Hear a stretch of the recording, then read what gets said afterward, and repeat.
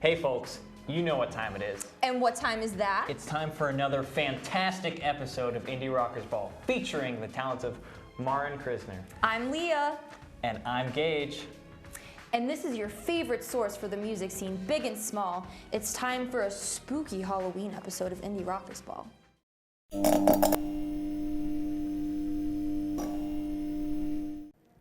After some confusion, frustration from fans, and conflicting timelines, Kanye West's 9th studio album, Jesus is King, has finally arrived.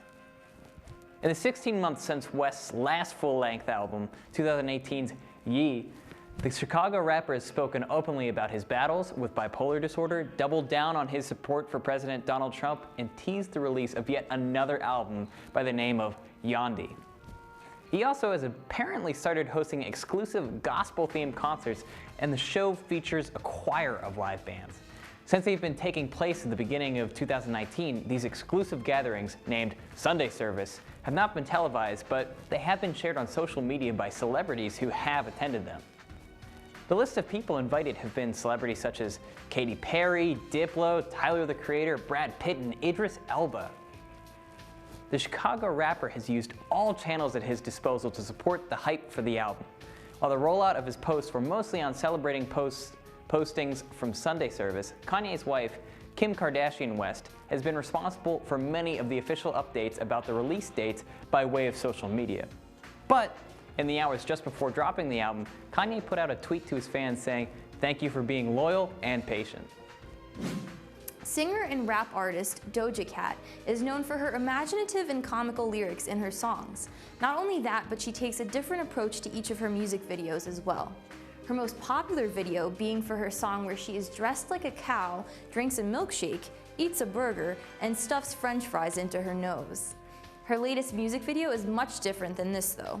Instead of a cow, she is now a lizard woman? This video rapper depicts her in a more villainous fashion. She doesn't just burn a car in this video, but she is also a reptilian outlaw.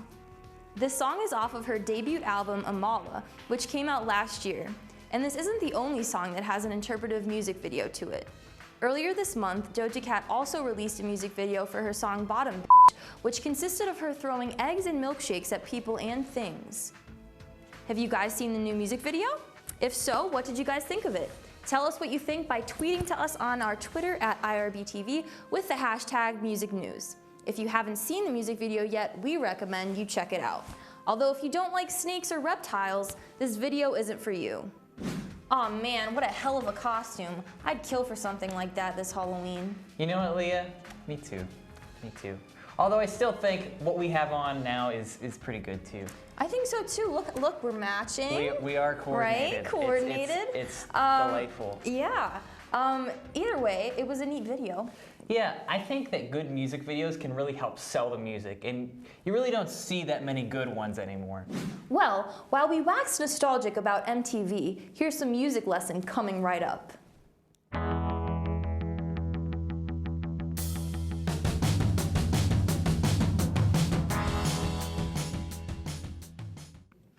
How's it going, rockers? Welcome back to another episode of Music Lesson. This week on Music Lesson, I'm going to be teaching you 11 a.m. by Incubus. So you're going to be in standard tuning for the song, and just for the intro, we're going to be playing, two different chords with two different parts to it.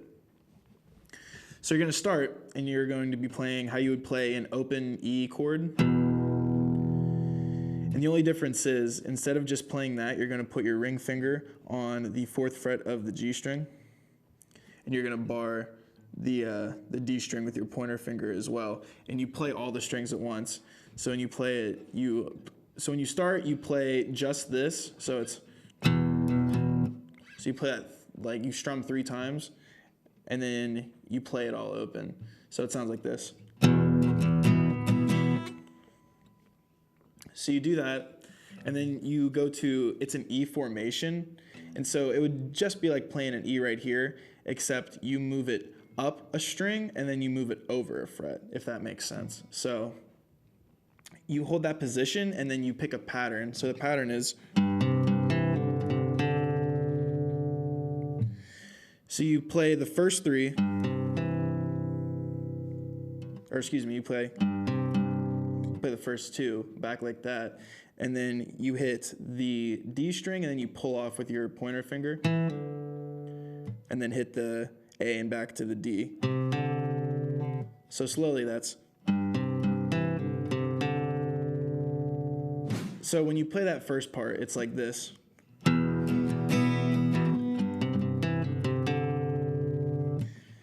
And the next part, you're going to play the same thing again. You still do the same. So you play that 3 times, and at the end, instead of playing that like E-shaped chord up here, you're going to slide it up 2 frets. And here's the pattern how you do it. So you go. So you just hit the first 4 strings right in a row. And then the last part is a little hammer off part. So it goes.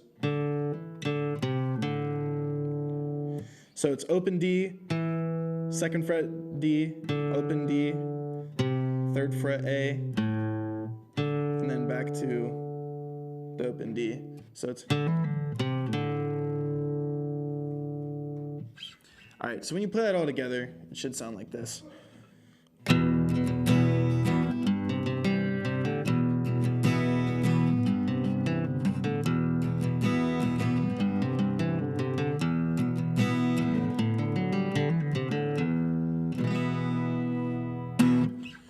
All right, that's basically how you play 11 a.m. by Incubus. Thank you guys for watching. We'll see you next week.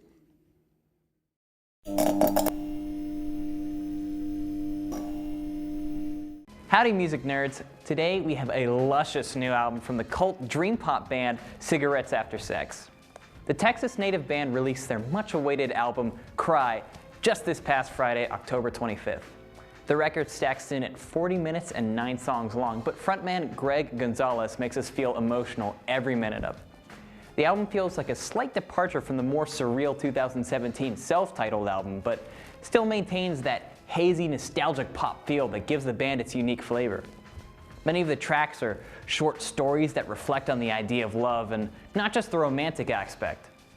Lyrics detailing jealousy, anger, and drama abound in this album, giving it more nuance than the previous record.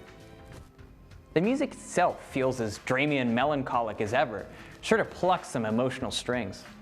All in all, it feels like a natural evolution, a worthy successor of Cigarettes After Sex's debut album. Give it a listen, music fans. As a way to promote her upcoming album, Kesha just released a trailer to promote High Road, as well as one of the songs off of the album. The trailer for the album shows what looks like a vintage film about vacationing, intercut with an interview with the pop singer. The song released is called Raising Hell, and its video features Kesha as a televangelist in the 80s. The song features Big Freedia. Following Rainbow, which was released in 2017 and was seen as her self-healing album, Kesha said she has seen the light in what life is made of. She told Rolling Stone her excitement of this new album in an interview. Quote, "I feel like this time around I reconnected to the unrestrained joy and wildness that's always been a part of me, and in this process I have had the most fun I've ever had making a record," she said. High Road features many other artists, including Fun's Nate Ruess, Dan Reynolds from Imagine Dragons, and Brian Wilson of the Beach Boys. The album is set to be released on January 10th, 2020. I don't know about you, Leah, but I gave the new Cigarettes After Sex album a listen, and it's gotta be said, it had some vibes. Well, I for sure have to listen to it. Oh, and that new trailer for Kesha, that's got some interesting vibes too. I'm looking forward to what comes of it. Oh, me too. I have high hopes, so we'll see. I wonder what will come out first, Kanye's Jesus is King movie or Kesha's High Road album? Well, I suppose the only thing left to do is wait and see. In the meantime, let's see what's cooking on today's Rockers Review. Viewer beware, you're in for a scare.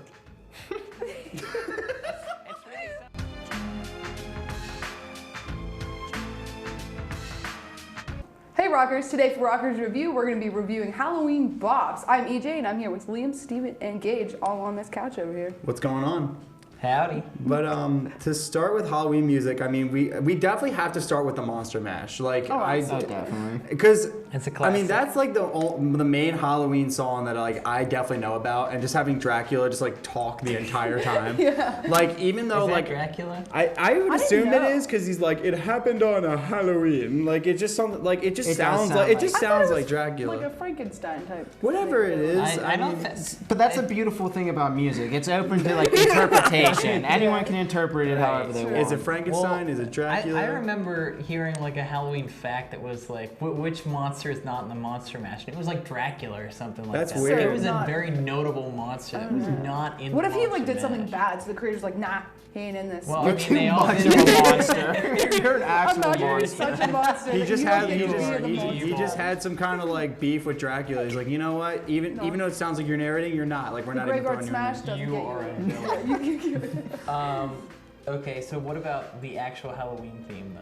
I know that there's, although, like I did kind of hear about it last year, the one band Oingo Boingo actually did a song called Dead Man's Party. Yeah. And it's actually a very decent song. I'd highly recommend it for anyone who is willing to listen to it or wants to listen to it. Very good song. But I mean, like, there's. So how about that Halloween theme? You just steamrolled right over. But what I mean, like, said. well, I mean, like, kind of. You didn't how- even care. You don't care. What I have to say. Well, I know that Halloween theme is like, what do you mean by that? Like, dead You people? should be in the monster. The Michael Myers, the Halloween, the.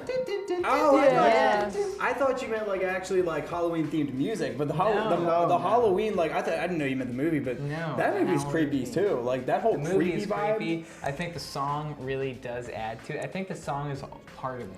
Oh, It yeah, Adds makes to it the scary. suspense because it has that like really sharp, like loud piano, and whenever that cuts through, like it just gets your all of your nerves just tingling. yeah. You get the goosebumps all It has over. it has that really good synth pad going behind it. That's just Exactly. like. It Dun. It really like builds the suspense in the movie. It's kind of like one of those things where like you can't even if you hear like the track of the or that one main song, you're like, oh, that can definitely relate that to Halloween. Like, not that many movies can really do that, you know, and I think that's Yeah. really interesting. Because they have like soundtracks. That's another thing. Because you think of Halloween music that you like listen to, and it's never really just the soundtrack to a movie. It's like Right. I don't listen to Jaws soundtrack in the car. Like, Just dun-dun. driving. You're like, Yeah, like you listen like donut, donut, donut, like a car's like creeping up on you. There's an exception Yeah. to that. What about Ghostbusters? Dude, Oh, yeah, I the mean, Ghostbusters yeah, but the jams to that. Ghostbusters, but not the entire soundtrack. Like, do you know No. any other songs on the But you Ghostbusters can soundtrack? still yeah, but jam the to the- theme is a perfect like Oh, yeah. Halloween one. Like you Really? can't Oh. beat that. A It's random. perfect. Oh, sorry. It's a yeah. I do belong on the Monster Mash at this point. I keep pulling off You're, Gage. you're famous for that. What, didn't Marilyn Manson cover the song from Nightmare Before Christmas? Yeah, Yeah, this is Halloween. That I he- think he I- killed it. I think that was a really good version. I remember hearing that in the car one crisp autumn, and thinking, Crisp "Wow, this is autumn. great." Well, like you got to think about Tim Burton and Marilyn Manson. They're both like 2 They're sides both, yeah, of the they're same both coin. so dark with like their art and everything. Like Marilyn Manson actually kind of fits The Nightmare Before Christmas Oh. with This Is Halloween better than the original does, just because of how well he did it. He looks like a Yeah. Tim Burton character. He does. I totally agree with that. He fits that. I think he fits that. What are there any songs that you think fit Halloween but aren't necessarily Halloween songs? I have a song that relates to candy. So it's like a Reese cup, but not obviously, because I didn't say Reese cup, I said Butterfinger cup. So it's a Butterfinger, but smashed into a cup. But then, not the point. There's a song by Reliant K. They're not around anymore, besides the point. But it's an entire song about you want to trick or treat, but the neighbor's like, you're too old, but you're just like, I want a Butterfinger cup. And that's the whole song. It's called The Cup.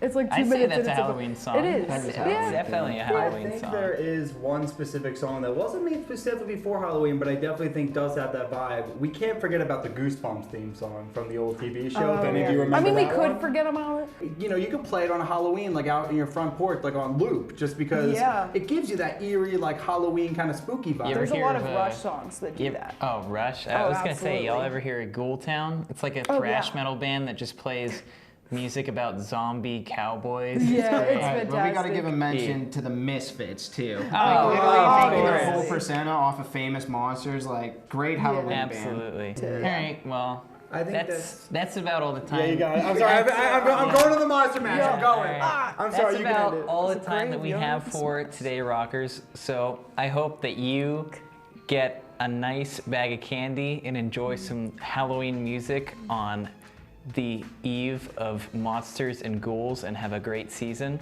So from everyone at IRB, happy Halloween.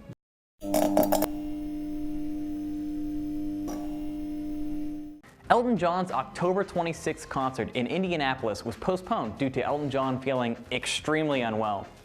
Quote, "It is with the heaviest heart that I am forced to deliver the news that I am extremely unwell and therefore unable to perform at Bankers Life Fieldhouse tonight," unquote, he wrote in an announcement on social media Saturday afternoon. "I absolutely hate to let my fans down, but I owe it to you to put on the best show possible, and unfortunately, that's simply not possible. The date will be arranged for March 2020, and I promise I will deliver the show you deserve. Thank you so much for your support and understanding." The Indianapolis show has now been rescheduled for March 26, 2020. Although disappointing for people who were supposed to see the show a few days ago, all of us here at Indie Rockers Ball hope for a speedy recovery. Something wicked this way comes. Is Tame Impala teasing their fans about a possible fourth album? Despite a mellowed year for the band, there is a new teaser on the Tame Impala website that is getting everyone fired up for a potential new album. The clip includes band member Kevin Parker in the studio doing what he does best, curating music. Although it is not certain when this release will take place, Parker has reassured his audience that his main focus has been on making this fourth studio set. Staying patient for this album will be tough, but there is no doubt these guys know what they're doing. Tame Impala's last album was Currents, released in 2015, which rewarded the band with a Brit Award for Best International Group. Since then, they have released 2 new tracks, Patience and Borderlines, in 2019. It is a much-needed return for these guys, so keep your ears peeled because they will not disappoint us when that time comes. Until then, listen to their music on Spotify or Apple Music, and let us know what you think about their return on Twitter at IRBTV with the hashtag MusicNews. It's been a hot minute since the last Tame Impala release. Yeah, and I'm pretty darn stoked for it. I can't wait to see what's been brewing in the studio. I was a big fan of Currents, so we'll see what this next album sounds like. I'm curious to see if they have a new sound. Speaking of new sound, Here's the musical guest y'all have been waiting for. Enjoy.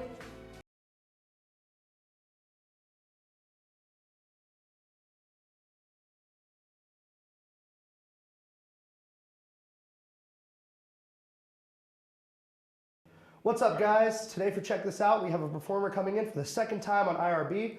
Martin Krisner is a sophomore at IUP, and she is a psychology and English major. So she's coming at you today with a few original songs, so take it away, Martin. This first song is called I Am a Mountain, but stay tuned.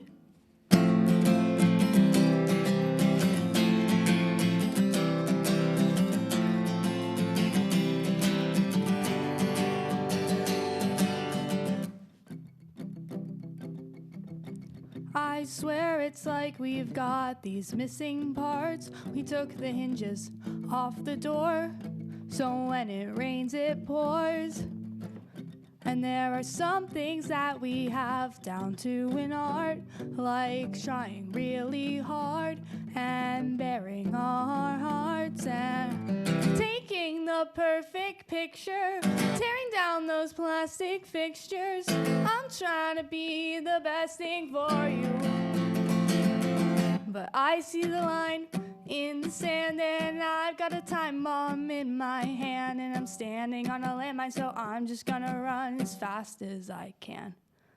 But I am a mountain and I am an ocean and I'm gonna be just fine, I swear. Yeah, I am a mountain and I am an ocean and I'm gonna be just fine, I swear. An angel came in a dream last night to me, said when the world ends, where you wanna be, and I decided I wanted to be by you and only you. Sing hallelujah, baby, let's drive this whole town crazy. I'm trying to be the best thing for you, but I see the line in the sand and I've got a time bomb in my hand and I'm standing on a landmine, so I'm just gonna run as fast as I can. But I am a mountain and I am an ocean and I'm gonna be just fine, I swear. Yeah, I am a mountain and I am an ocean and I'm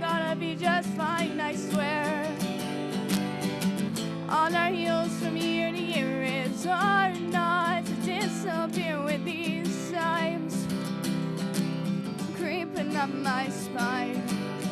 Sing hallelujah, baby. Don't it just drive you crazy? But it could be the best thing for you. And I am a mountain, and I am an ocean, and I'm gonna be just fine, I swear. Yeah, I am a mountain, and I am an ocean, and I'm gonna be just fine, I swear. Gonna be just fine. Gonna be just fine. Gonna be just fine. Gonna be just fine, I swear. And I see the line in the sand, and I've got a time bomb in my hand, and I'm standing on a landmine, so I'm just gonna run as fast as I can. And this last song is called Yard Peanut Butter.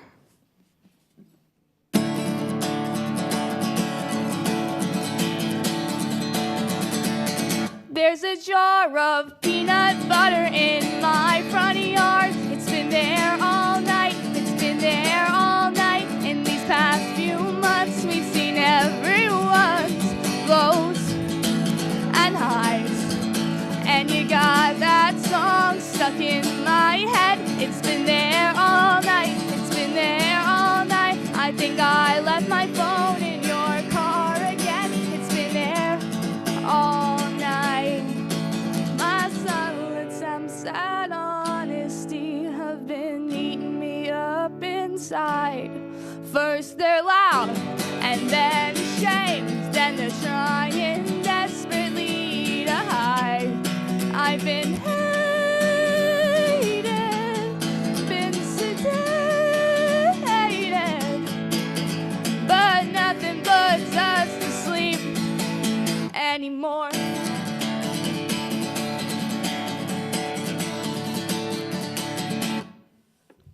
Camp is great and I'm having a blast. I wanna break my arm, they wanna sign my cast, but it's fine, it's fine. I've been up all night and I'm starting to feel alive.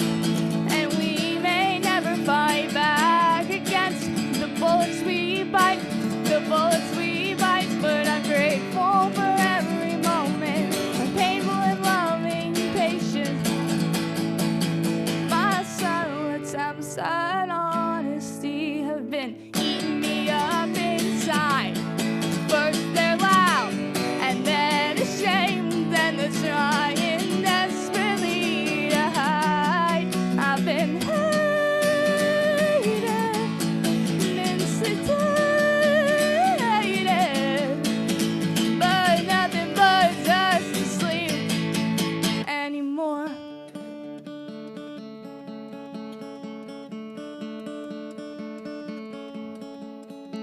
Camp is great and I'm having a blast. I wanna break my arm, they wanna sign my cast. Camp is great and I'm having a blast. I wanna break my arm, they wanna. My silence and sad honesty have been eating me up inside. First they're loud, and then ashamed, then they're trying desperately to hide. I've been hated, been sedated, but nothing puts us to sleep. No, nothing puts us to sleep. No, nothing puts us to sleep anymore.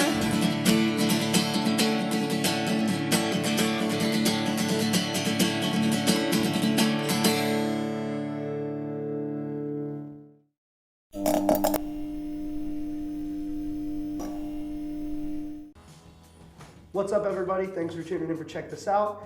We have our interview here now with Marin. She's here to talk about some of the songs she did and some of the meanings behind it. Basically, whatever we get into, we get into. So let's get right into it. First up, how's it going? Pretty good, pretty good. How's it feel to be back on IRB? Good. I'm like way less nervous than I was last time, Yeah. which is very good. That's awesome. We love to see the stage fright kind of going away, Yeah. going down, and we would love to have you back again because that was a fantastic performance. Let me just say. Thank you so much. I'll never say I'm like an OG fan, but like I've heard your music since like last fall, like open mic nights and Yeah. everything. And what's the song? Ghost or something? Right? It was about a ghost, right? Yeah. I remember that one, and like from where you were playing piano and doing that, like I liked it. All the pieces were there, and now I can see like you're evolving as a musician. It's really cool to see. Thank you so because much. the talent that you have blows me away every time I've listened to anything you've done. So that's awesome. That Let's makes get me into very some of the happy. songs. For example, so tell me a little bit about, first off, the one about the jar of peanut butter. Oh yeah, Tell me about that. yard peanut butter. Well, it's about, the song all around is about how friends can be like family and how that can change you. Yeah. And so I focused it specifically on this group of friends I made over the summer while I was working at a summer camp, and everyone just got very close very fast. Yeah. And it's sort of a collection of moments from that. So the first line, there's a jar of peanut butter in my front yard. Yeah. That's true. It's based on a true story. Yeah. Okay. We went to me and two other friends went to my house. And my one friend, she loves peanut butter, and she had this jar of peanut butter. And while we were unpacking, I think she set it down outside. And then we didn't realize that until we woke up the next morning. She was like, It's out the the peanut yard." butter. It's somewhere, and it's not Yeah. it's not where you thought it was. Yeah, and then we did a photo shoot with peanut butter that had been in the yard. Okay, that's awesome. So the Yeah. whole song not only revolves around like friends being like family and vice versa, but Yeah. like just peanut butter. Like peanut, Peanut butter butter, is yeah. part of the song. Like that's That's just like a prime example of like, just like, I don't know, not caring. yeah. But the first one, I'm a Mountain. I really like that. Thank you. I thought that was the perfect song to like start off your Thank little you. three track set here because it was I'll say it's the perfect Monday motivation because we do film on Mondays and it was awesome. I really liked it. It was Thank a you. little uplifting piece before you get into the peanut butter songs. As far as what it's about, it's kind of, I wouldn't say that it's a love song because it's not really that, but it's just about, it kind of revolves around a relationship, but at its core, it's about being sure of yourself and knowing that whatever happens, you're gonna be fine. Okay, so it's not a love song. It's a life song. It's a life song, yeah. Exactly. So, correct me if I'm wrong. I'm getting a lot of Mountain Goats vibes from your performance. So I like to compare you to like John Darnielle and the Mountain Goats, and I really kind of drew a lot of similarities. So tell me some of your influences. First of all, you flatter me. No, but yeah, I do like the Mountain Goats very much and try to draw from them a lot. So they would be a big influence of mine. I'm also influenced very much by my dad because he would play me his music growing up. Oh, And okay. that like really impacted like how I write music and the way I look at it. And same with that general, the pop rock of the early 2000s, late Yeah. 90s. Yeah, I've also been listening to a lot of Amanda Palmer lately. Okay. I really like her inflection in her songs, so I think that's coming out. I was gonna say your music is like if John Darnielle had a better vocal range because like you were jumping all over the scale there. So that was really impressive. Would you say that now you want to do more live gigs and like you kind of broke out of your shell a little more? Oh, absolutely. I love talking and performing live, and I love public speaking and all of that. But yeah, I absolutely love it. It energizes me so much. I would love any opportunity to play more.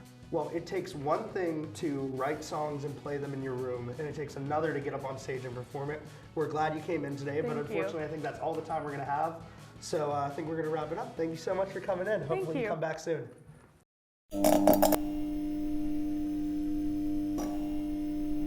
Thanks for joining us today, Rockers. That was a good one. Lots of cool new releases and a fantastic performance. You're telling me.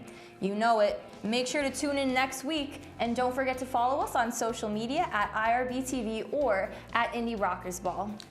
Check out previous episodes on our YouTube. Unless you're watching us on YouTube, but if you are, subscribe for even more updates. Stay spooky, rockers.